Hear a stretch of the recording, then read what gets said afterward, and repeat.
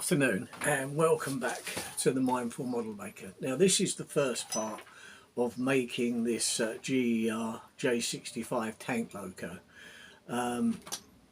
So I'm going to do it in small increments, it's not going to be large. So what we're doing today is these are the main frames. So the main frames is the bit where the axles go through, the wheels go on, the boiler sits on. So this is the main bit of the loco.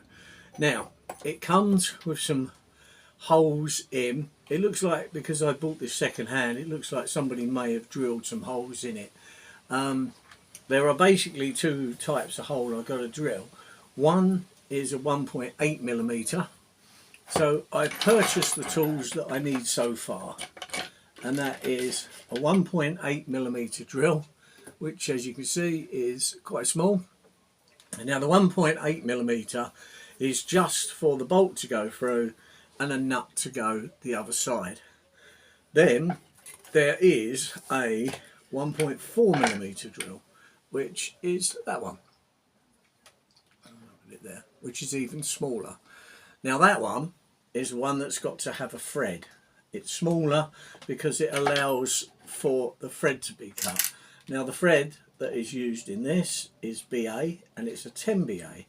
And in here are the 3 taps that I use. Now if you're not familiar with engineering, most taps come in 3. You have what they call a starter tap, which has a long lead in before it starts cutting the thread and then starts cutting the thread. Then you have the middle one, which you put in and that really does the thread. And then you have another one, which is if you're tapping a blind hole. Now a blind hole is if you've got a, say, a thickish piece of metal and the thread's not going right the way through, it's just for a bolt to screw into it. Then obviously you want the thread to get down as close to the bottom of the hole, so you use what they call a plug tap. And the plug tap is quite, but you want the starter tap normally to get the thread just going and then use that. But what you've got to be careful of with a plug tap is that you don't snap it, because obviously the smaller the threads that we're using, the more brittle they're going to be. And of course, if you've got no idea that you're getting near the bottom of the hole and you go too hard with the tap, it will snap, and then of course the tap will remain in that block. And years ago you used to have a thing that you could like arc them out, burn them out, but a lot of times now you're more or less, if it's in a casting, you probably have to go and buy another casting, or if you're making the casting, make another one. So it's worth taking the time to do that. Right, now it says on the instructions, now the other thing, years ago we would have marked all of the steel with a blue stuff that you wipe on. It was an engineer's blue that you could put on, and then when you mark you'll see the lines. Nowadays you have kind of marker pens, which basically it's just a more modern way of doing it. So now you've got to identify these side frames. So this is the front, this end, so I'll put an F on there for the front. Then it's the inside right, so this is the right hand side of the loco, and this one, this side, is going to be front left, inside left. Okay, so when we put them together I will know that they go like this. Okay, now this is the tap wrench I bought. There's 2 types. You can get this type of tap wrench, which has this that winds out, so you can put different size taps in. You have a square bit on the end of the tap and you lock it in, and then when you do it in, you go round so far, about half a turn and back a quarter. That cuts what they call the swarf off. The swarf is the metal that it's cutting as it goes in. Okay, so what I'm going to do on this one is to mark out the 1.8s. So I'm going to put a dot on the hole where the 1.8 drill has got to go. Okay, and then I'm going to drill them out. So I just put the dot on those holes, and then I'll know which ones are the 1.8 holes. So it's that one, they got to be tapped them.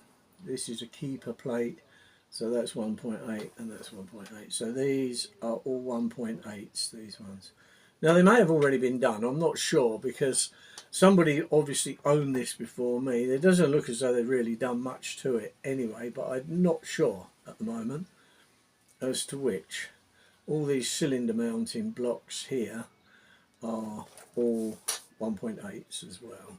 So it's that one, it's that one, it's that one, it's that one, and it's that one.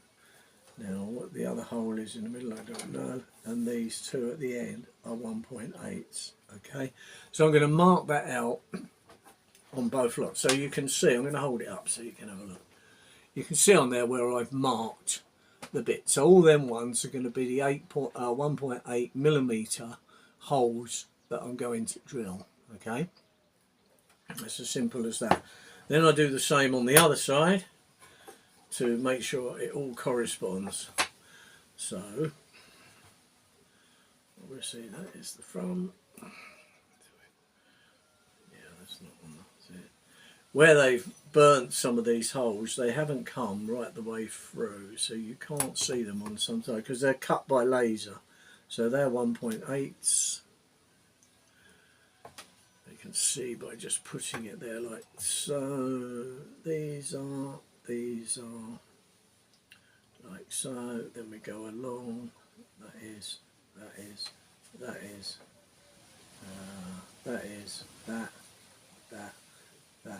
and that. And these two here are 1.8s. So that is now ready for drilling.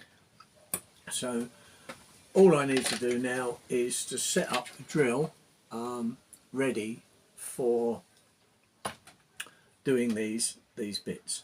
So that's it for this little video. I'm going to do it in very short videos like this until we get to parts that are longer. So all I've purchased so far is the two drill bits. I may need more later on.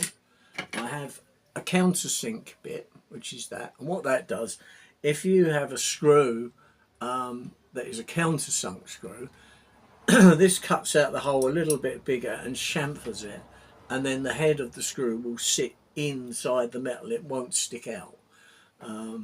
You get different types of screws with this, and it does tell you, some of the round head screws, it tells you that once you've fitted it, to put a little bit of filler in the little slot on there, and you can just file that down and it'll make it look like a rivet. Now it just depends really, because most engineers, what they will do is build this Loco without painting anything to start with, and of course you've got to strip it down. So don't go ahead and start filling heads of screws and then later on you think, oh, I need to take that to pieces so that I can paint.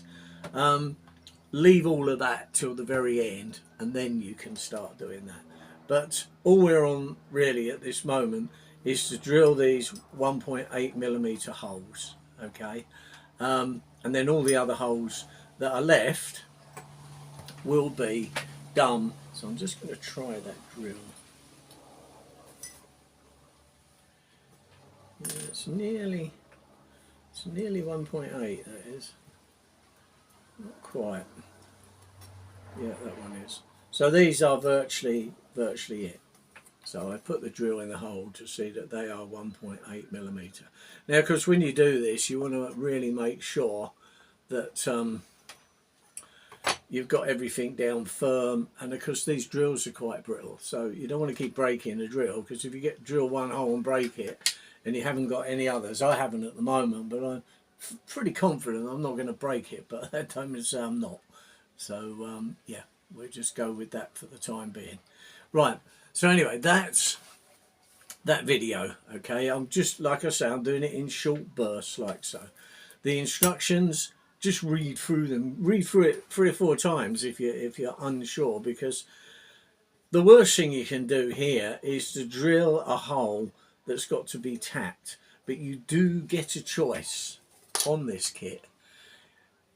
The ones with the tap, you don't need a nut on the back. It means that you can put the screw in, it's got its own thread that you're going to cut, and then that'll go in. obviously you've got to buy a tap wrench and you've got to buy the taps. If you don't want to do that, which is nothing wrong with it, you get screws and nuts supplied. So you just use the bigger drill all the holes out exactly the same, and then you just nut and bolt them. It just, you know, depends on what look you want to try and get. Because I've cut loads of threads in the past, I haven't got a problem with it. And I know how careful, and especially the smaller it gets, the more, just take your time. Don't, if you're in a rush, don't do it, is the best thing to do. Save it for a day when you're not in a rush. There's plenty of little jobs that you can do if you haven't got a lot of time, because if you read right through the instructions first, which I have, you'll see. Some of it looks complicated, but the way I look at it, if you get to that point when you're on that complicated bit, it will probably become more apparent as to what you've got to do because you've done the rest of it. So that's, you know, that's been my experience over the time. Is I look at it and I think, oh, how on earth is that going to work? But when you've actually got to that actual part, instead of reading miles ahead, when you get there, it 9 times out of 10, it will be more apparent. The other thing is, you can ring Barrett's up, and they will give you advice over the phone as to what's what. And of course, if you're in a club or anything, this is a gauge 1, obviously. So if you're in a gauge 1, there's lots of people that have built kits, built locos from scratch even, and they will have the necessary skills. So sometimes that's where a club belonging to an organisation does help a lot. So anyway, this is the end of this video. So this is the first part, which is doing the side or main frames. And once we've done that, I'll show you the next bit. So anyway, thank you very much, and I'll see you in the next video, which we will be doing the actual drilling. Okay, thank you very much. Bye now.